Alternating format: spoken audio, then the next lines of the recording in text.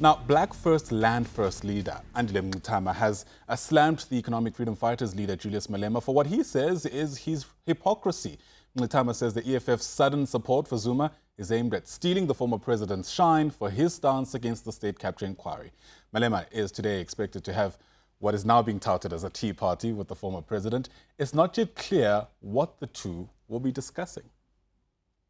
We know that they have been the bulldogs, as we call them, of the enemies, the political enemies of President Zuma, which is white monopoly capital.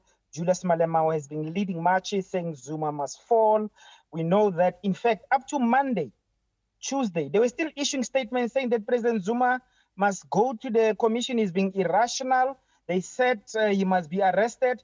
All of a sudden, yesterday, they say they want to have tea with President Zuma. It does not make sense. It does not follow. We have not heard any apologies from Julius for all the sins and all the horrible things he've said about President Zuma, but also the political betrayal.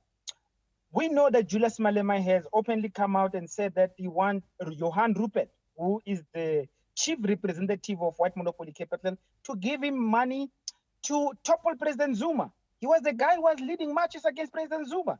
So what is this tea? We believe it's a cynical ploy by Julius Malema to take the shine from President Zuma, who has taken a very radical stand against the commission and is a topic. All right, let's stay with the story. Bring in now our political editor, Sbu Ngalwa, who joins us in studio for a sense of what possibly could come out. I'm very amused by the fact that we're all calling it a tea party, because I mean, the connotations in and of itself are something else. But what should we make of this moment? Look, I think the reality here, Ayanda, is that I don't believe that the two of them, Julius Malema and the President Jacob Zuma, suddenly woke up and decided that they were going to have tea. I think it was a deliberate public moment, right, or rather a publicity stunt, if I may call it that, to attract attention to the fact that they're having tea. Remember, President Zuma has not tweeted since the 8th of December. So it's not like someone who is on Twitter every day and monitors what happens on his feed. So it tells you that perhaps this was more choreographed than we believe. But I think in terms of the bigger political game, what does it mean? I mean, some people have speculated around some kind of realignment of our politics and maybe a Zuma-Malema alliance. I don't think it goes that far. I don't believe it is like it goes that far. I think what brings them together at this particular time is around issues of the Zondo Commission. Because we've heard from late last year that the Zondo Commission had summoned the bank records of Julius Malema and of Floyd Shivambu in relation to the VBS scandal. Now, Julius Malema has been on record in criticizing the commission. So in terms of Malema and Zuma, they do have a common, for lack of a better word, enemy in terms of the commission. So you've had Julius criticize the president.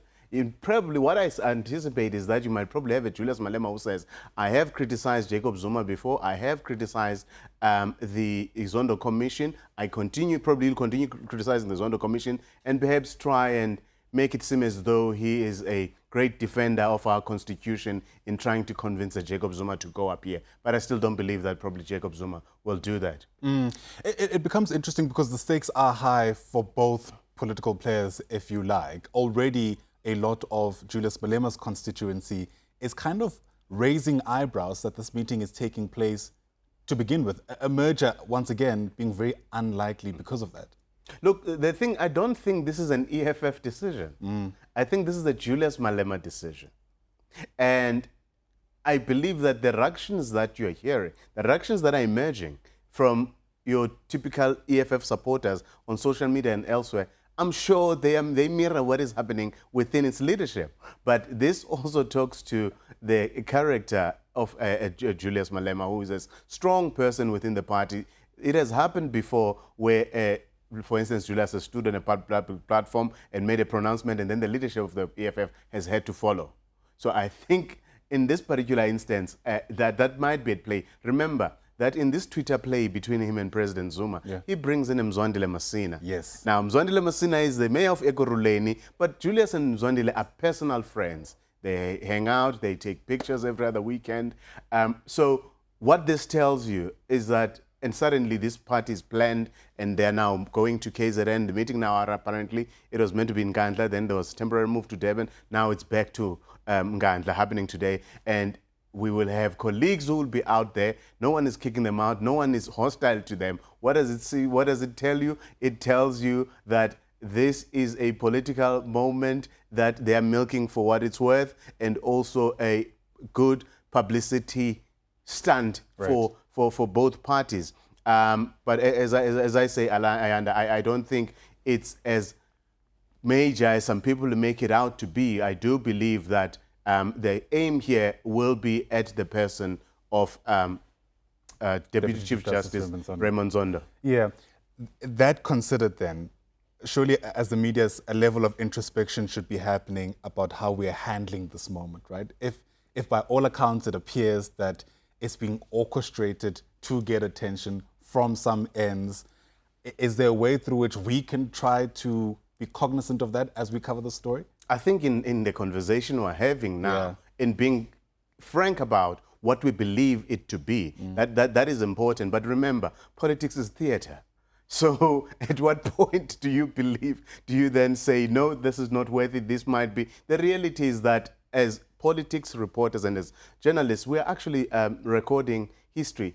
We don't know what is going to come out of this, but we can't just ignore it. Remember, these are not just any players. This is a former president of the Republic who has openly defied the Constitutional Court and literally raised his middle finger at the Zondo Commission to say, I'm not going anywhere near, do with it what you like. Now, the implications of that are quite dire in terms of what happens thereafter, whether there's a criminal prosecution, whether he might end up with a fine or going to jail. So whatever outcome of this, in terms of the end game of this, there are bigger political implications. So the tea sharing or tea sipping exercise might just be a comical, or we may look at it as a comical part of it, but it's all part of a broader political strategy. Yeah, because in the backdrop, we're also seeing what some people might say is an unprecedented show of factionalism within the ANC. Baleka Mbete and Ronald Lamola both speaking on this channel publicly, sort of denouncing the former president's actions, who again has taken up quite a senior position within the ANC. How do we fit that into this theatrical moment, so to speak? Look, the reality here is that, as you're saying, the divisions with the ANC have never been secret. They've always been displayed publicly, because you have a Secretary General of the ANC who cannot even state the party's position. The ANC took decisions in its last two NEC meetings, NEC Lekgotla, and then there was an NEC meeting late in December, in fact, even in August, where it warned its members and said it would not tolerate any of its members who denigrate and disrespect the Zondo Commission. Jacob Zuma was sitting in those meetings.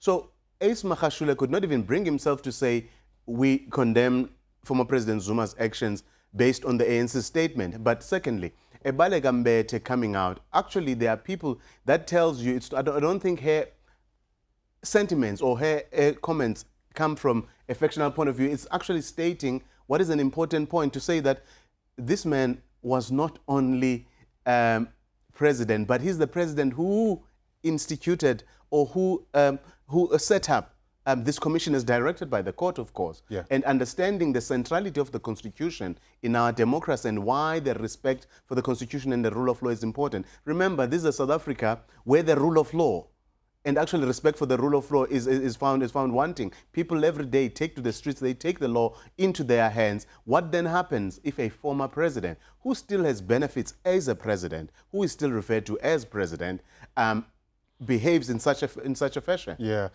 Arguably speaking, a great voice missing in this, again, moment might be that of President Cyril Ramaphosa.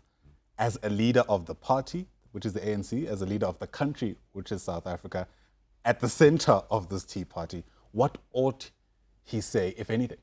Look, I don't think he has a place in the Tea Party tables. Not invited.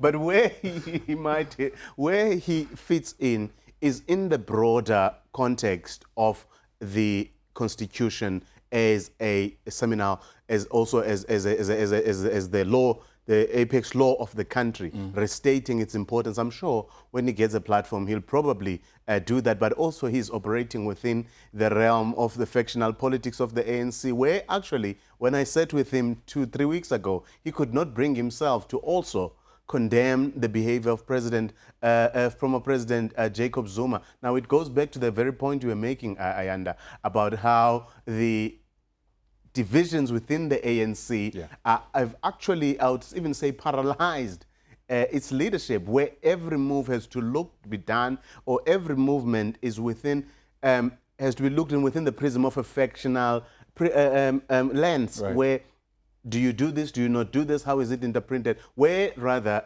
leadership is also about principle, taking a principled decision based on the very decisions that the party has made. Look, for instance, 4 or 5 months, it's 6 months now since August. The ANC told us that the officials of the ANC will go and find out or come up with guidelines of how to determine or how to guide them on how to decide what leader, how a leader should step aside. 6 months later, we still don't have that.